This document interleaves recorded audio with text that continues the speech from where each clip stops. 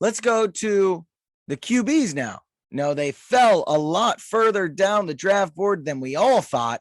I mean, the second QB was Desmond Ridder, which was shocking to everybody, but that was in the third round. Which QB out of this draft class is going to have the best career?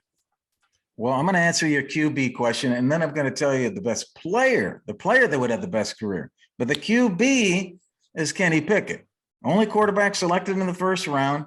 He fits into Pittsburgh so nicely. They do not make mistakes for the most part in situations like this. I think they vetted him. He fits in. I don't care if his hands are as small as mine. Okay. They've also added 2 more wide receivers. So they added George Pickens, one of my sleeper picks. They got George. A guy can run, man. He's going to be thrown to George. Calvin Austin is a short yardage kind of gadget player that picked him up. And they've added that to Deontay Johnson and Chase Claypool. The guy's going to have places to throw the ball. And, of course, my tight end, man. Watch out for my tight end this year, starting to step up and take over. They got some great receivers there in Pittsburgh. Kenny Pickett is going to have the best quarterback career out of these guys that were drafted. I think he might have the most immediate success right away because he's obviously in the best place and the team's ready made. Their defense is great. Their weapons are great. I love Matt Corral. I don't know if I trust the Panthers.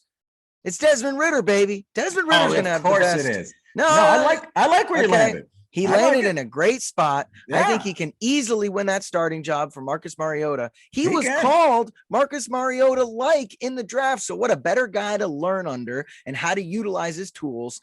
I think the big difference between him and Mariota, he's a leader. This guy is going to own the locker room and take it over immediately. He's going to be great on film. He's going to be on a vengeance because he slid in the draft. I mean, he even said while on the phone with the head coach, when he called him to let him know he was getting drafted, he said it shouldn't have taken this long. He's coming with a vengeance. I love Desmond Ridder's spot. He can win the starting job immediately, and he's going to be a gigantic leader in that locker room, something Marcus Mariota isn't.